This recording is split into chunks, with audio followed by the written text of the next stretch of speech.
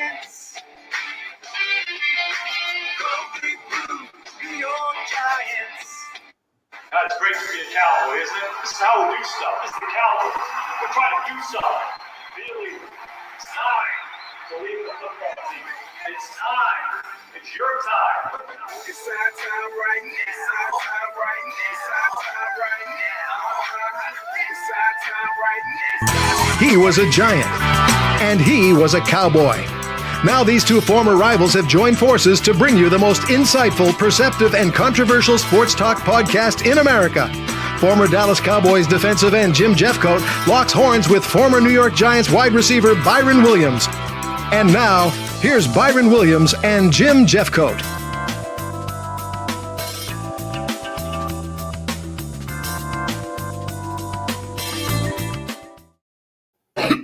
Good morning. Hey, good morning. Good morning. I mean, good evening. Good evening. What's up, Jim? What's going on? Hey.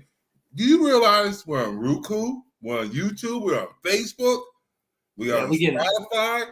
I mean, we are growing. We are growing. It is on you. It is on you. You can find us. We should have millions watching us. Well, we got to get there. We tell it like it is. We got to get out to the. We got to get the word out. And I tell you, I've been sending my friends and people that's following me here and there. I tell you, y'all got to come up on Wednesday night. No question. We got to get some stuff. We got to start getting more. Jaron would have been here tonight, but he's got practice. What are you doing? Practice? He coaches college basketball up in the Vermont area, really in the Northfield area, Burlington. Okay, Burlington. Okay. Coaching up there, yeah, he's up there coaching, so he can't make it. Jackson is on his way. He's getting ready to go to San Juan, Puerto Rico. Oh, he on vacation? Yeah, he going on vacation. So he said winning that Grey Cup will put you on vacation, you know? Yeah, I guess so. And then, re-signing and everything. Oh, here it is. Marlene. She's a Dallas Cowboy fan too. I forgot about that. I know. That's why I like it, because she's a good person. The Dallas Cowboys, they're at home with the Giants. We at home together. Yeah, they're all fishing. They're all fishing.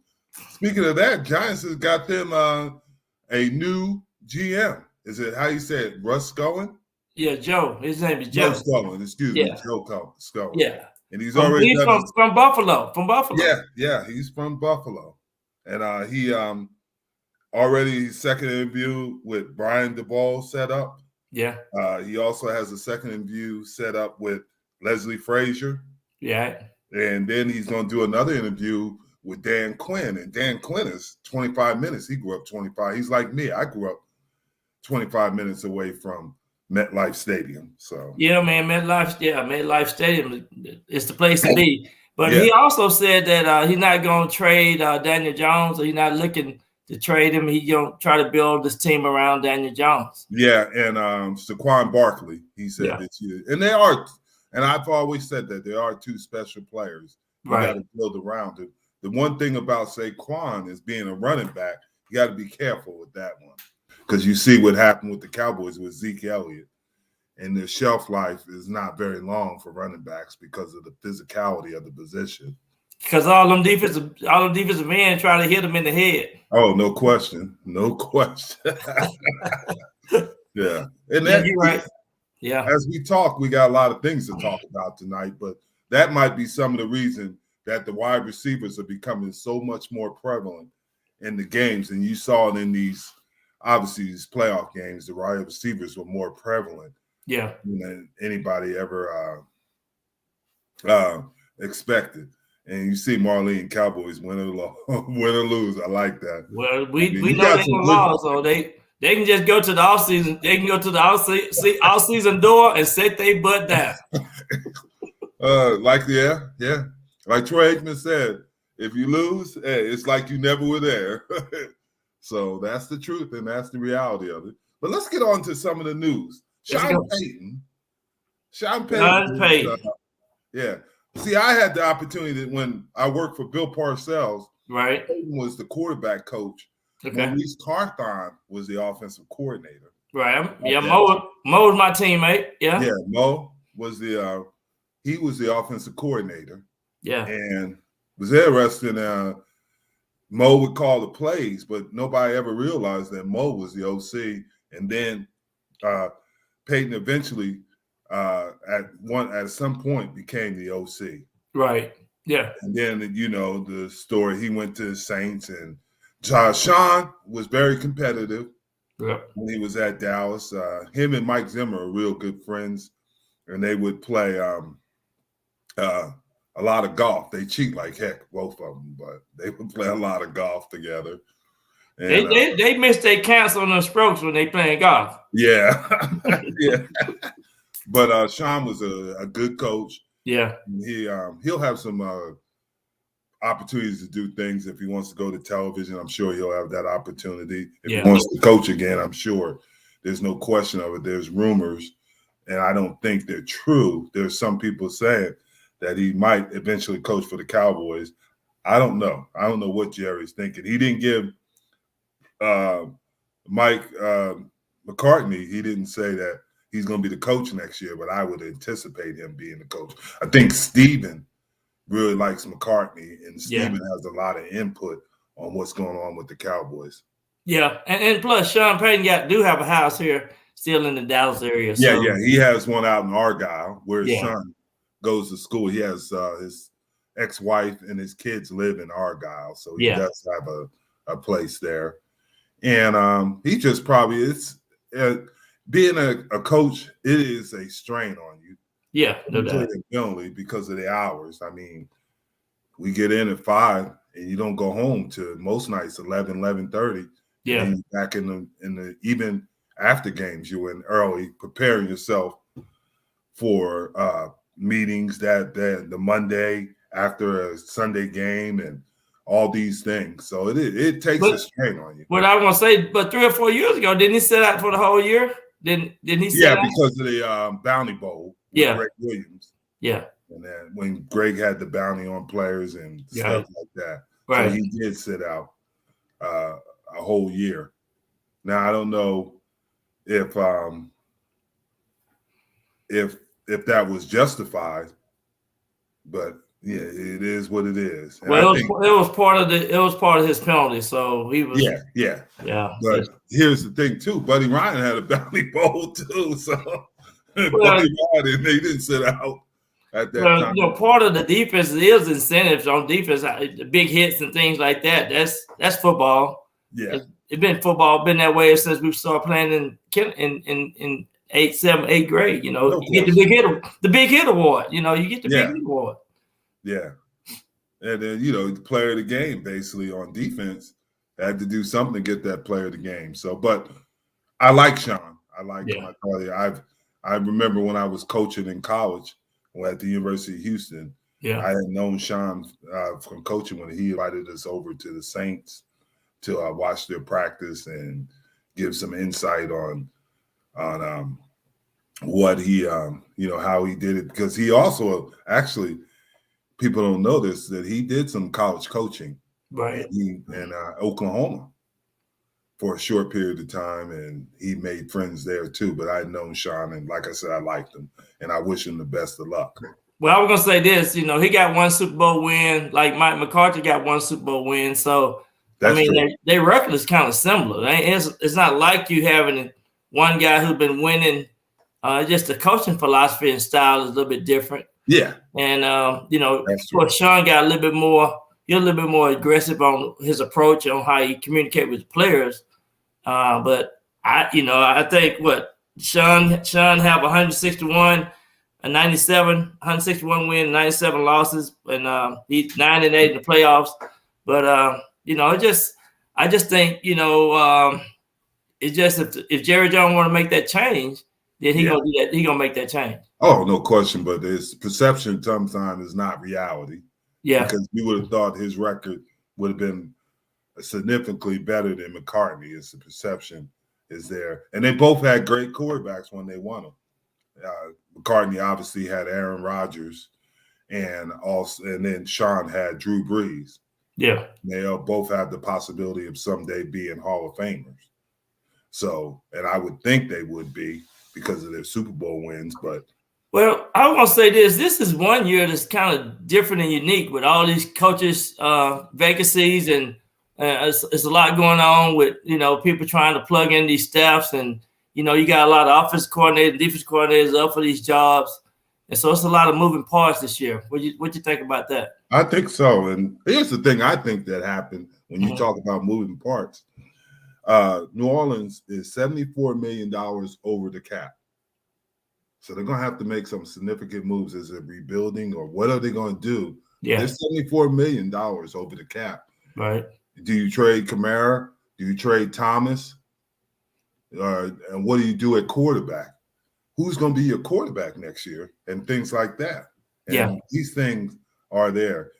That's going to be a different for whoever takes that job. I think Dennis Allen. I know Dennis Allen too. Yeah. I never worked with him, but I like Dennis, and I think that's going to be a tough job. Did he coach a little bit with the Raiders? He was the head coach of the Raiders. Right. He was the head coach of the Raiders, and I met him out there. And great guy. Great guy. He's. But it seemed like he'd be the one that they would probably just fill that position with. Well, they're going to interview Aaron Glenn too, and Aaron Glenn and Dennis Allen played together at Texas A&M. Okay. And guess Dan Campbell did too. They all played together at Texas A&M. So that's interesting, but that's going to be interesting how that job goes, because obviously you have Gay Benson, who's the owner. She's the owner of the Pelicans too. Right. We'll see what she does. But you're right. And I don't know what do you do to get your cap? You're gonna have to change some contracts or get rid of people to get under $75 million and get under the cap. Yeah, they got to make some great decisions, especially with some of those injuries and some of the players that they signed those huge contracts with. Exactly. And you're gonna lose, can you put a good team together with some of the cap issues they have? Well, I just think, the timing of this with all these different changes, and I just think it's gonna be tough. It's gonna be tough to compete if you ain't got the right players on your team. Yeah, exactly. So. And it's gonna be real difficult. That's why I think in this era, with the salary cap era, there's a window, and you have to perform well within that window. And it's usually like the Dak, not really Dak Prescott's, but the Mahomes.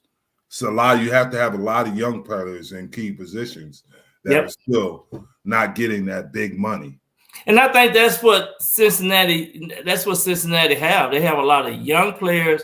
Yes. And but I want to ask you about Sean Payton's situation. And about coaching and playing and all that type stuff. You think he's burnt out? What do you think? What took place with him this year, you think? Well, it was interesting. He had twice had COVID. And I don't know if he was vaccinated or not, but I know he twice had it. And COVID can wear you down too. And maybe it's just fighting the COVID, fighting all the things that go along with being a head coach. Yeah. Sometimes some guys just get worn out of it and they need a break. Yeah. Maybe that's what he needs. Plus, there's a show coming out. It's a true story about him. That year he set out coming back to Texas and working with his son's team. Oh, okay. Yes, right. I remember that. Yeah. And it's a true story. It's going to be on Netflix later on. And maybe he started reevaluating at some point in your life. You start reevaluating what's important in your life. Yeah. Yeah. And maybe he's starting to think that, because obviously we can't all last forever. All of us can't be the Pete Carrolls, the Bill Belichick's. Yeah. Even the Andy Reid there. A lot of guys got to take a breather and catch their breath. Yeah, that makes sense. Yeah, you got to take that breather. Mm-hmm. Yeah. So, what you think about these playoffs with the these? First of all, could you imagine Tom Brady and Aaron Rodgers are out? Yeah, and they were the guys that were up for the MVP of the league. Right. Two outstanding quarterbacks. But I mentioned Aaron Rodgers, for whatever reason, has struggled in the playoffs. And you find that unusual, but he did win one, but he struggled in the playoffs. And Tom Brady, teams that have beat him within the season, he had a losing record against them. He's 5-7 against teams that have beat him in the season and when they go to the playoffs, which is kind of ironic. I mean, that's what happened. Yeah. With obviously the Rams beat him in the regular season, and then they beat him in the playoffs. Tom Brady, it wouldn't shock me if he retired. Yeah. And it wouldn't shock me if he went another year. It wouldn't shock me because he's 44 years old, and what he's done probably won't be done again. Right. And I think, too, they're going to probably be looking at some of the moving parts with the coaches. Byron Leftwich is finna get ready to second or third interview with the Jaguars. Yeah. He's probably going to be gone. So it's going to be a different staff there. So. Yeah. And just, what else can he accomplish? I mean, he's done everything. He's put a lot of the records that probably won't be broken for another 30, 40 years. Because imagine the only one that has the opportunity right now is close to him is Mahomes. Yeah. Other than that, what did he win? 6? Or no, he's won 8 Super Bowls. I can't count on no more. He done won more than most people could ever dream of. So. Yeah, I won 2, and I'm happy. But for how many he's won and what he's done, I mean, he won't be a first year all about. They might the day he retires. They might put him in there in the Hall of Fame. They gonna name something in the Hall of Fame after Tom Brady. Yeah, probably. Yeah, the Tom Brady Hall of Fame. Yeah. I mean, the guy is, like him or not, I don't have any opinion on him. I think what he's done is exceptional. Yeah, it speaks for itself. No doubt. You can't even compare him with nobody else, really. No question. I mean, he is, and you love to play with him, and that's what players. They say it, but they want to play with guys like him. What I love about him, he gonna compete to the very end. Exactly. He ain't gonna be. He's over there just focusing on what he needs to do and making sure everybody rally around their responsibilities. Yeah, and also on that same note, the guys like Aaron Donald, you see what it's doing for Von Miller, and Von Miller is a great player. Don't get me wrong. Yeah, but it's helping Von Miller when you play with greatness. Right. It raises your level of the game. You saw the guys that play with the Lawrence Taylors. I know Harry Carson, and you had other players, Leonard Marshall, and Carl Banks, and Gary Reasons, who we had on the show. Right. But they raise your level because they play at such a high level. They push the whole team up and bring them with them. The Charles Kellys were for us. The Michael Irvins, the Troy Aikmans, the Darren Woodson, guys like that. Yeah. So those guys they just have something special about them. Yeah, and the same thing. And then, earlier with Randy White, the Harvey Martins, the guys like that, because they do have something special. The Drew Pearsons. Right. So they do. There's something special about them. So, absolutely. Yeah. So Tom Brady was, no question. Aaron Rodgers was that. And I thought this was a good statement, but he said he'd let people know early enough because it affects Devontae Adams. It affects, obviously, a lot of people. But he said he wasn't going to be a part of a rebuilding. He wants to be a part of a team that has the opportunity to go and win again because they have salary cap issues too. Absolutely. Yeah, Devontae Adams, he's going to be a free agent too. So it's going to be a lot of things that they're going to have to address. Yeah. But here's the thing, and when I think about, we're talking about Brady, is he's at it being 44 years old. His kids are getting older. Yeah. And it's tough, as you know, being involved in professional sports when your kids start because they start playing sports. Right. You want to see them play and things like that. When they're young, it's okay. But when they get older, now you wonder, wow, I didn't get an opportunity to see them play on Saturday because I'm getting ready for a game, or I'm flying to New York, or I'm flying to LA or whatever, getting them prepared for a game. And those things you can't get back. No, you can't. Get back. And he's probably thinking about that as, well, my kids are starting to get to that age where they're getting involved, and I'd like to be a part of what they're doing. And obviously, I'm sure him and Giselle have taken care of themselves financially, and they can look, he can relax. It's not something that's just, can he take it physically? Yeah. Again? And can he have the right core? I don't know what Tampa Bay's salary cap way it is. And the only way, I think Gronk, if he retires, Gronk will retire too. Yeah, and one of the things he says, he's been saying all week is that word family. It's gonna come down to family and family decision making time, and so that's what's gonna be important. And I hear that from a lot of players as well. Yeah, here's a great thing. I know this is a little bit off the subject, but he went to the same high school as Barry Bonds. Him and Barry Bonds went to the same high school. Wow, Northern California. Can you imagine that? That school right there ought to be like so proud of those two individuals, man. Yeah, and when I was in college, I went to college with Barry Bonds.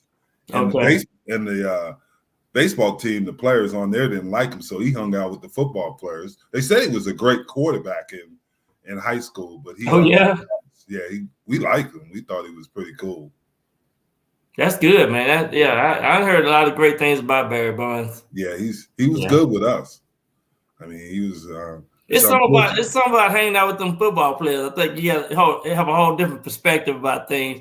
I guess it just must be the smell of the jock straps or something. It must be. Smell of the locker rooms. Somebody asked, when did you know it was? When did we know when it's ready to retire? Well, for me personally, I said if I would get knee injuries, then I was going to retire. And the reason is because I saw the devastation of older guys with all these, basically all these scars on their knees from knee surgeries. I saw, obviously, playing with Bruce Smith in there, and I just thought that it was more important to be able to run and play with my kids than to play an extra year. And I did. My last year, I tore my meniscus. It wasn't all it was a scope, but I had told myself at that time that if I got any kind of knee injury, then I was done. And that's what I did. I decided I wanted to hang him up. And it was at that time, it was my 15th year of playing in the NFL. And it was I had accomplished a lot of things, won Super Bowls, had the opportunity to play at a high level for an extended period of time. Well, 15 years, I mean, that beat the big odds. I'm with the NFLPA. I played 4 years in the NFL, 8 in the CFL, 2 in the World League. But, when you're in your 30s, your body going to tell you anyway. But exactly, when it ain't no more fun and when you have the family to raise, it's a lot of variables that you have to decide. But, for me, I played with a coach that loved just, you have to worry about nothing at the end of my career. But, your body going to tell you it's time to shut it down. No question. And then, you and your wife and significant others and your family, those decisions come into play. But, it is a young man game. It really is. It really is. And just like you said, my kids were they thought they were the coolest kids in America because they would spend 6 months in Dallas and 6 months in Buffalo. Yeah. So the most friends in the world. That's what they used to say. But you're right. It came to a point where it became more of a task because you were moving your family and your kids were getting older and it was tough because they were going to different schools and everything for 6 months. And you just wanted them to have that opportunity to grow up like normal kids. Exactly. But you know what keeping me in shape this day and time? My 2 grandsons, they 8 and 6. They want to raise pawpaws. They want somebody to raise pawpaw, man. I ain't going to let them beat me. But I ain't going to run them over 15 yards, though. I don't have any grandkids now, but now they probably would beat me. I got to get back into you're right. When I start having them, I better be in good shape. Yeah, be in good shape. Hey, be in good shape. You're right. Yeah. No question. But there's a lot of things going on in the NFL. They got the openings. Dan Quinn and is a finalist for the Denver Broncos. Yep. And he's a finalist for the Chicago Bears. And New York. Giants. And New York. So yeah. So Dan is a hot commodity. He's gonna be somewhere. He definitely gonna be somewhere.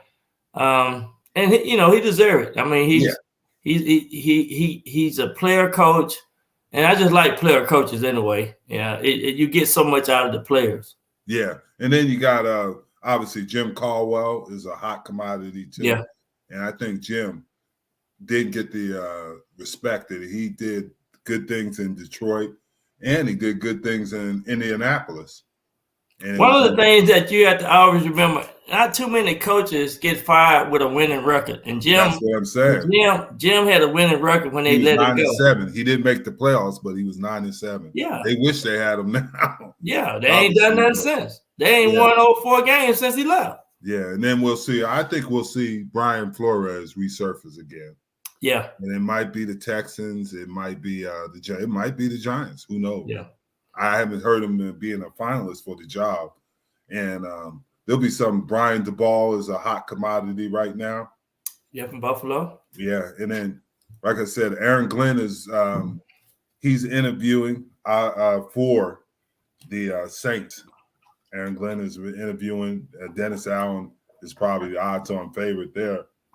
But it's kind of interesting because you haven't heard a lot of noise about what's going on with the Texans. No.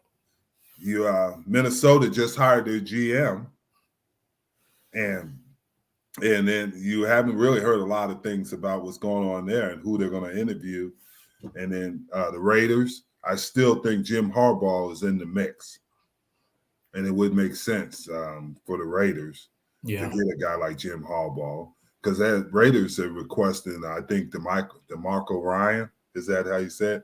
Yeah, DeMarcus. Yeah.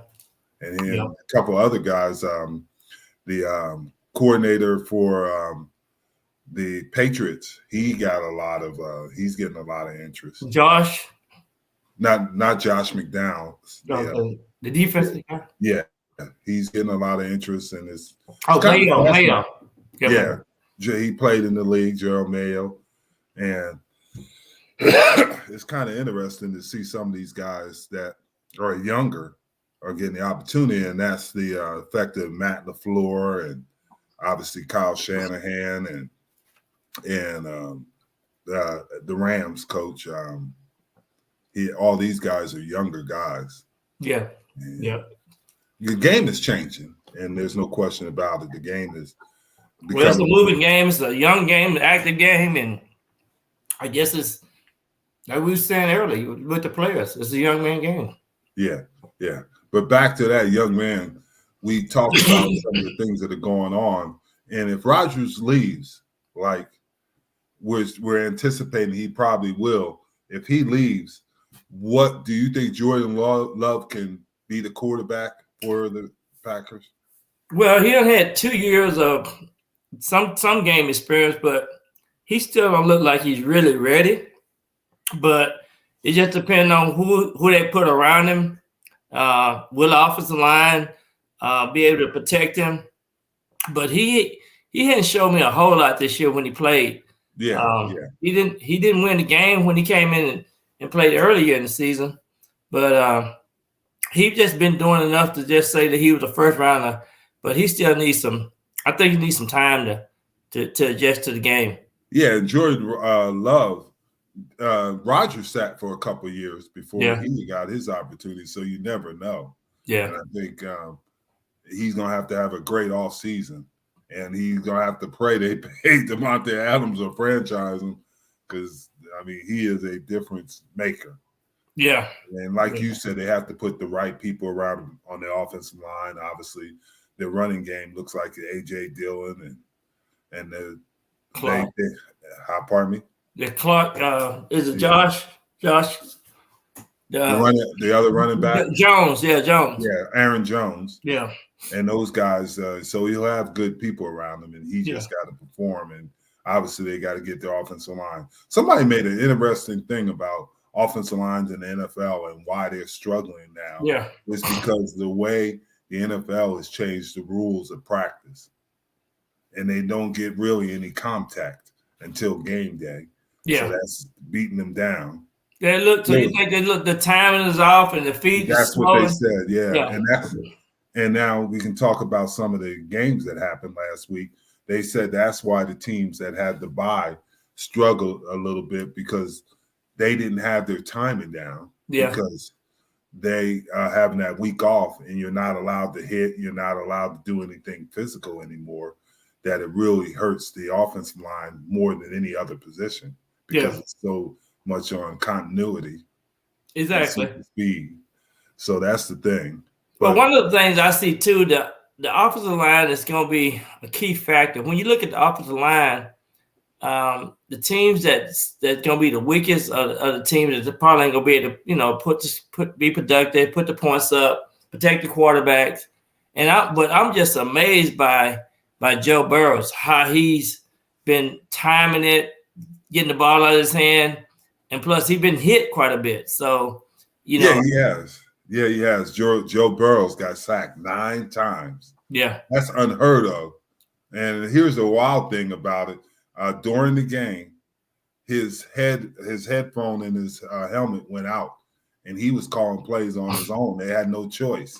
And well, your headphone to get out too. You get sacked 9 times. I mean, hey, that's a lot of hits. That's uncommon in the NFL. But he said that the plays he called worked. Yeah. So he said Zach Taylor said you're gonna always.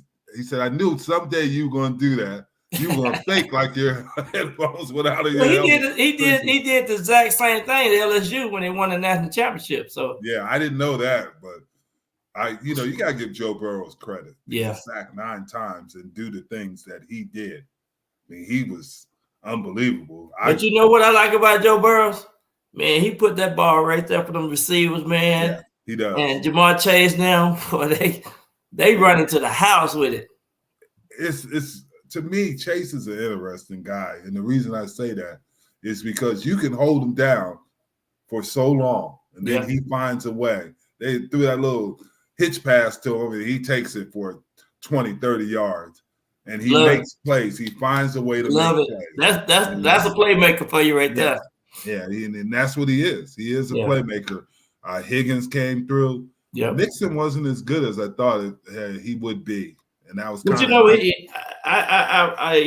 have 292 carries, 1,205 yards, and 13 touchdowns. Mm-hmm. That's pretty good. I mean, yeah. That's pretty productive. 1,205 yards for the season. Yeah, and everybody was talking about now. They're saying that. With Tennessee, Tannehill, obviously, first series of the game, he throws an interception, first play of the game, and things like that. And he didn't play well. We all know that. And then Derrick Henry wasn't Derrick Henry because he's got plates and he's got screws and plates in his foot now and things like that. But you got to give Cincinnati credit because they want to. You have to. Yeah. And this was the healthiest as Tennessee had been all year. Yeah. And it goes back to it. And you talk about offensive lines. Well, Cincinnati played last week and Tennessee didn't. And Tennessee's defense came after them. Yeah. I mean, they came after them. So, and I just think Tennessee just thought they were just going to go in and whoop on the Cincinnati Bengals. It didn't happen. I think too, they got out coached as well. And I always say this: you have to look at the special teams. Some of these teams, the special teams stepped up. Definitely the 49ers game against Green Bay. No question. That special team was the reason why the game, came out the way it came out. Yeah, and then going to that Green Bay game, that was an interesting game too because Debo rode a bicycle to the stadium as cold as it was. Debo, he was so warmed up. Yeah, even the Green Bay fans called Debo coming. Debo is a bully. Debo said, "Give me the ball, and ain't nobody gonna stop me. Give me the ball." He's not a wide receiver. He's not a running back. He's a hybrid. He's a hybrid. He's an old school. He just say, "Give me the ball," and see what happens. And he's gonna say, "Stop me! Can you stop me?" They can't stop Debo. No, they can't, and they can't figure out how to stop him because they don't know where he's gonna line up. And they come up with some pretty innovative plans. I've never seen one block that they did when they brought Kelsey, not Kelsey, but the tight end. I know.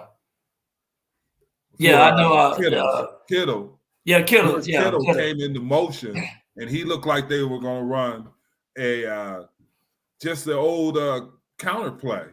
Tight end counter, and George Kittle came back and blocked the outside. They outnumbered him, and then they gave the ball to Debo, and that was against the Cowboys. He scored, but they always have innovative plays to get Debo loose. Yeah. And I got to give the 49ers credit. I know 49ers are playing the Rams and everybody, but that 49ers have beaten the Rams twice this year. They've been beating around like the last 6 times they played them. Yeah, and I have to say this too. Matthew Stafford proved to be wrong because I'm not a big Stafford fan, but the last 2 games he has played at a level that I never anticipated from him. Well, if you get that ball to Cooper Kupp, you go out of the way to get the ball to Cooper Kupp. You go win. You have a chance to win the game. That's true, but also I have to say you were right on ODB. Cleveland did not use him right. Yeah. Rams are using him properly, and he's making plays. I'm telling you got to put him in the mix. And see, you can't double team Cooper, or you can't double team OBJ. No. And then Jefferson, he's been coming in making some good plays. Number 12. Otherwise, So what I'm saying is, they done found a little bit more ignition. Ignite. I mean, they lighten it up. So, So they fun to watch. Deshaun Jackson's kicking himself. Why did I?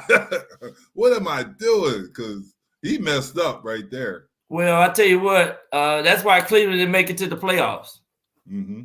Cleveland and the Raiders with Deshaun Jackson, they basically traded those guys, Deshaun to the Raiders, obviously. Yeah. Cleveland didn't have an answer for him. They had Landry, right? But Jarvis Landry, but they didn't have anybody, ODB, and I thought ODB was on the tail end of his career, but he's been rejuvenated in L.A. Well, one of the things you got to do is when you have so many different talented players like that, and these egos, you got to learn how to massage them and know how to, put them in the equation. You can't let them just go ahead and just get sour and get and not be effective. And you kind of mix them into the mix. Now, OBJ is so used to being the guy, but he knows this Cooper Kupp's team this year. So you can't go in there and just come in and be distractive or anything like that.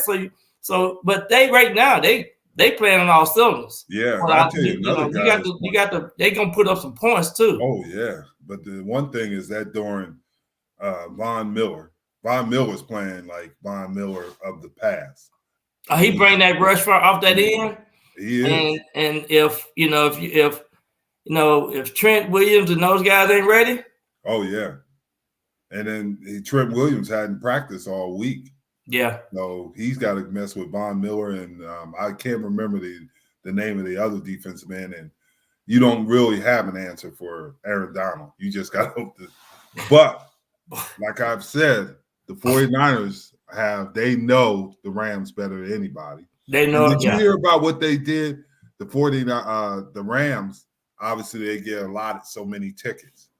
They would put it in there that if you didn't have an LA zip code, then they weren't going to say those. Because them things 49ers fan and packing the stands. But the only problem with that is that it's the championship game, so it's not like a regular season game. So I think the 49ers fan overtook the Cowboys fans. Yeah, they did. They are every game. They packing the house. But the best fans I ever seen are obviously the Pittsburgh Steelers. They go everywhere. They travel well. They got to be one of the top 3 fans. No matter where you win. Yeah. And the Cowboys have a lot of fans, but the Steelers, the Raiders fans travel really well too. The Raiders. Yeah. And now you got to give credit to the 49ers. Yeah, the 49ers, they are physical. Yeah, so they are physical. There's no question about it. And this is going to be a really good matchup between those two, the Rams and the 49ers. And like I said, the Rams, the 49ers have beat them twice this year. Yeah. In the season. And they say it's difficult to beat a team 3. But I picked the 49ers to go to the Super Bowl this year. So you picking who? I'm picking the 49ers. I got to stay with them now. Man, the Rams going to go to the Super Bowl because the defense, you look at the defense, I'm looking at the coach, I'm looking at special teams. The last game of the season, who won the game? I'm telling you who I'm picking. I'm telling you who I'm picking. It's going to be the 2 Texas quarterbacks at the Super Bowl. Patrick Mahomes the and last Matthew game of the season. Who won the game? And then before that, they beat the Rams 31-10. If you remember, but they know something. You see I was with the 49ers all the way. Jim, I'm gonna have to check you out on that Sunday night show and see what you said because you changing the script. You flipping the script. Hey, we can go back to the beginning, but I did have some concerns about the 49ers because of injuries. Yeah. And they weren't playing very well at the beginning.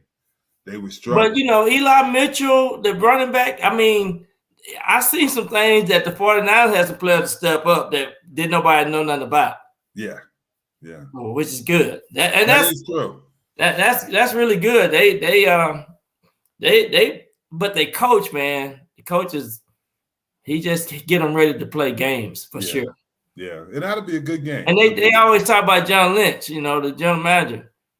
And so they got some good people over there. Yeah. And the last game with the Green Bay, the San Francisco's defense and special teams really won that game. Yeah, absolutely. They won the game against Green Bay. Yeah. Because they held Devontae Adams, because we all know he can take over in Aaron Rodgers. We know these guys can take over Aaron Jones. Yeah. Dillon gets hurt. AJ Dillon gets hurt. Yeah. So they don't have that big back. And they controlled the game. They did. They controlled the game and they made plays. So you gotta give them credit. Yeah, when Dillon got hurt, that was a game changer.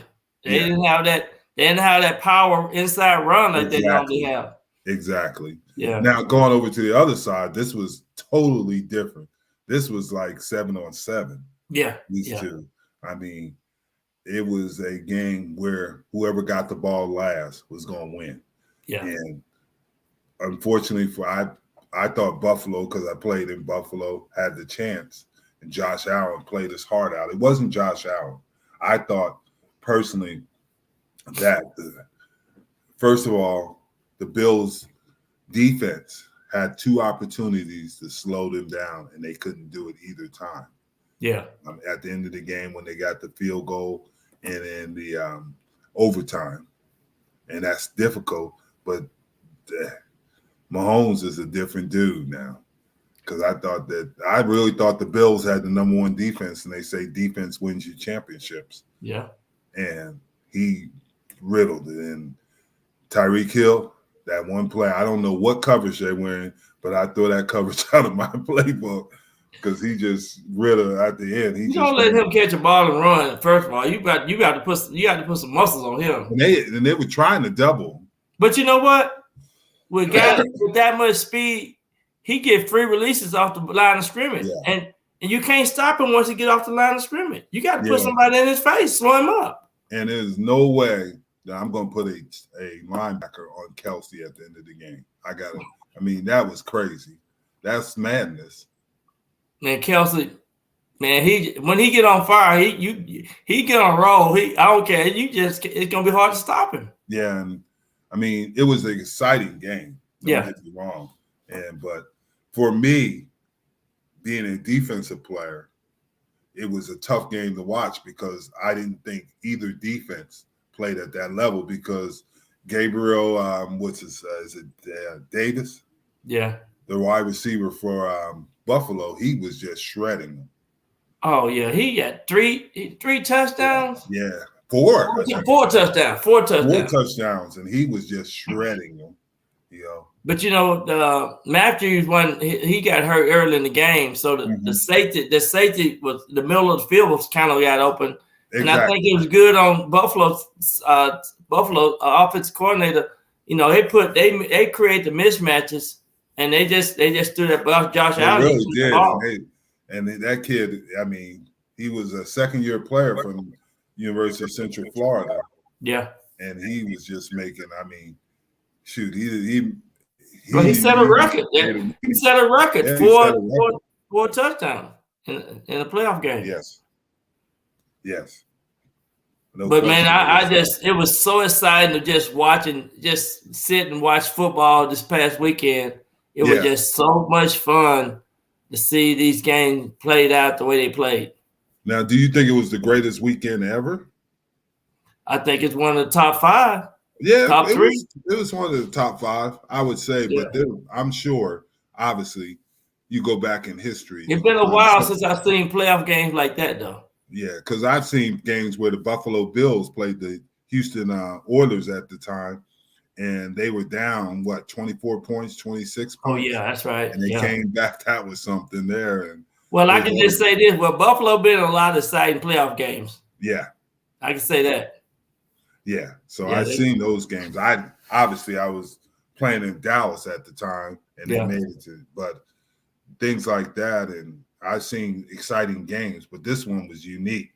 Yeah. And like I said, it was more of an offensive. But let me tell you this, though. With 14 seconds left to go in the game, you just know Buffalo would have won the game. Yeah. Now you just think about that. 14 seconds. Yeah. I would never kick the ball through the end zone. Mm-hmm. So no, you would have squid kicked it, right? Oh yeah, I would.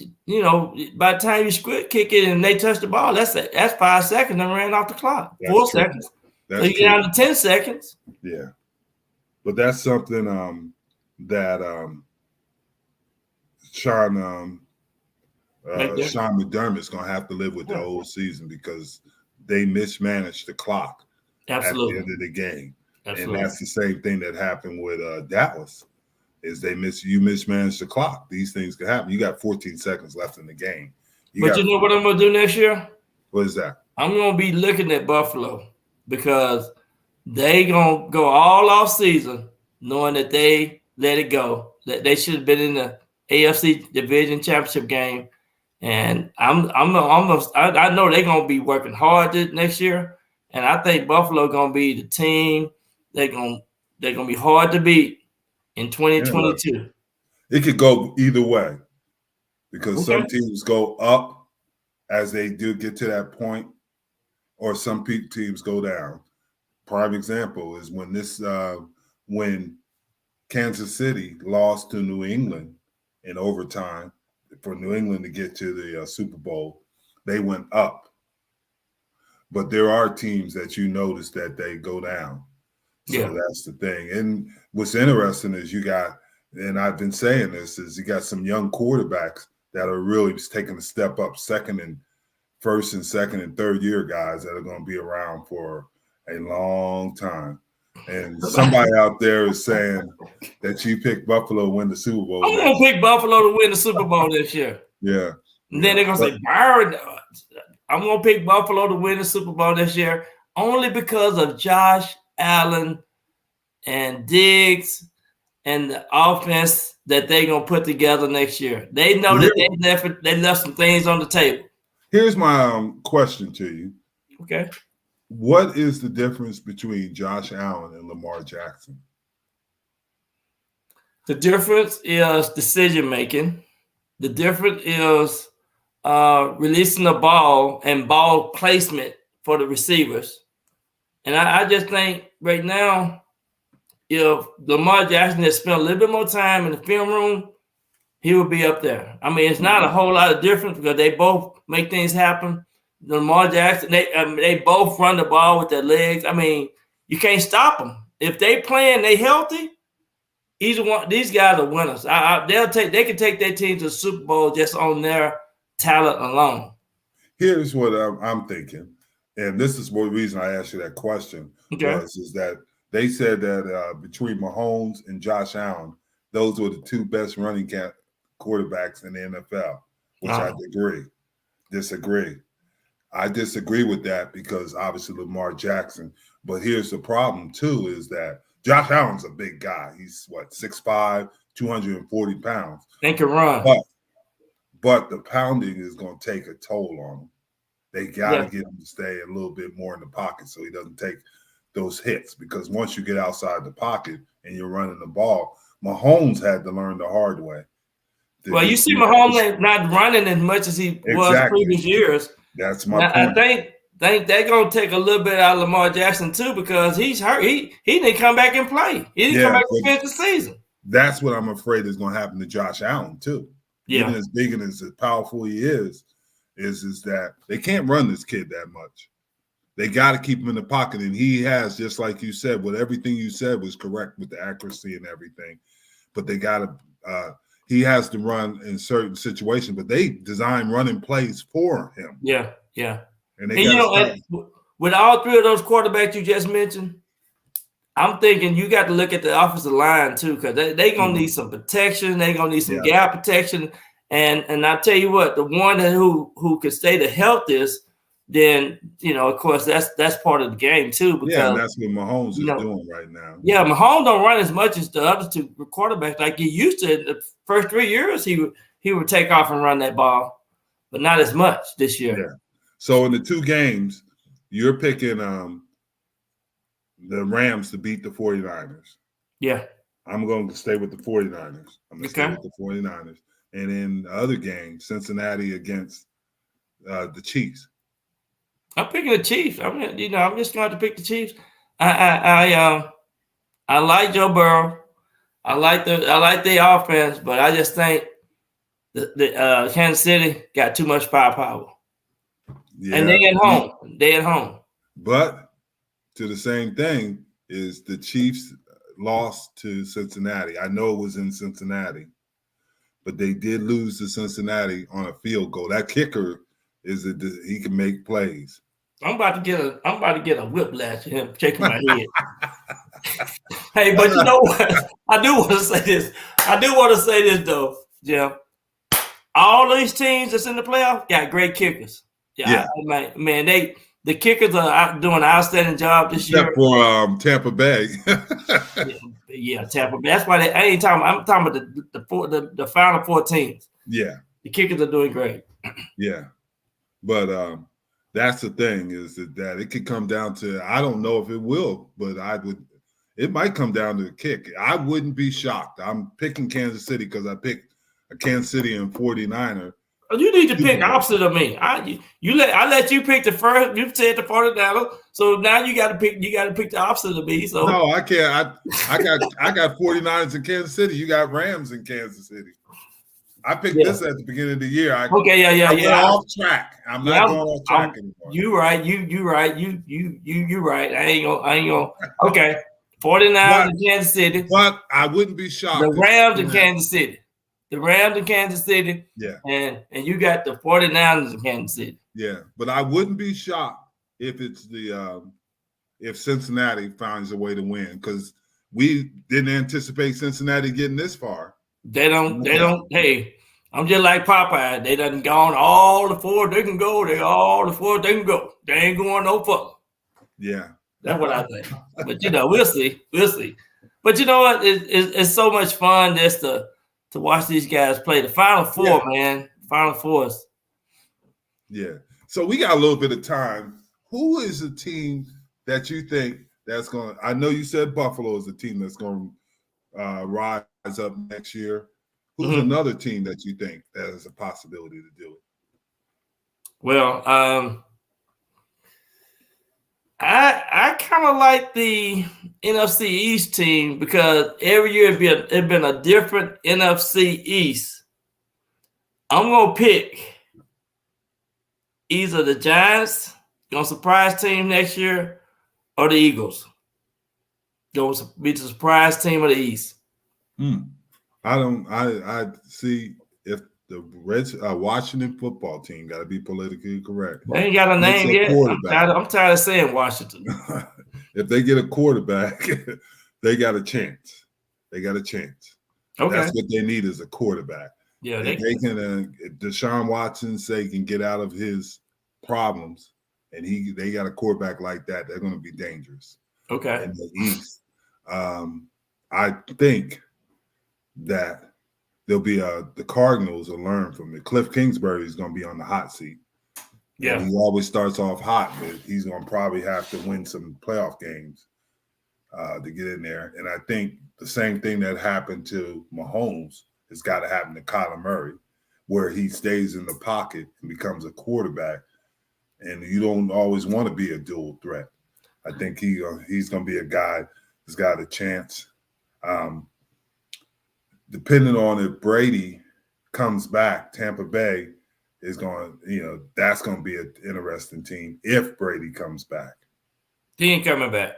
Yeah. If he doesn't, then they're obviously, and let's be honest, if some of these issues in a lot of teams with 8 openings, the Cowboys have got an opportunity. And if Rodgers and Brady don't come back, then that makes it good for for the Cowboys. And he's right. Marlene's right. She said, you see what happened to home teams last weekend. Yeah, that's what I loved about this year, period. It was a lot of teams that we thought were going to win and dominate the games. No question. They didn't. Absolutely. No, they didn't. Home team didn't mean nothing this year. That's the beauty of it. But you know what? A lot of people don't realize it was 18 weeks this year too. That's true. 17 games, one home game. I mean, one game. They just what they call it, the off week. Yeah, off week. So it was 18 weeks. So it was the longest season. It's the first time they had a Monday night playoff game. So a lot of things happened this year. Matthew Stafford was saying, they had to play that Monday night game, that first wild card weekend, and now things done got back to normal for the Rams. So I'm thinking, this schedule this year was pretty tough on a lot of players. But I think they'll get acclimated to it now that they've had a season to do it. Yeah, absolutely. And it's going to be interesting for some of these teams because some team is going to come out of the woodworks that we haven't mentioned. And it might be a team with a new coach. It might be Denver. Who knows? It might be, it might be the Jets. It might be. It might be. It could be the Giants. Ain't gonna be no could be. It's gonna be the Giants. The Giants gonna be there. We all dream though. We dream. So. I think Giants have talent. I think what Joe Judge did bad was he didn't understand his personnel and keeping his personnel healthy, because you can't, with your frontline guys, you can't beat them up. You got to keep them healthy and understand how much they can take. So, and you can't run them receivers to death. You got to have them legs. Yeah, but you know what? We're getting close to the end. They haven't given us that victory yet, but I might go to Miami and see if I can do the waddle. You go waddle your way out of here. That's about all. Well, we're gonna have a lot of coaches changing. Hopefully, we get some. We'll know a little bit more, and we'll be knowing by this time this week a little bit more about obviously the coaches. We're finding out about the GMs and everything. Yeah. But hey, it was a great evening, Marlene. We always appreciate that you come. Thank you for being a Cowboy fan, Marlene.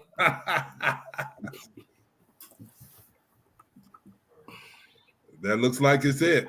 Yeah. I tell you what, playoff time, the division championship this weekend. Yes. Yeah. Let's do this. Great having you this evening. See you next week. Appreciate you.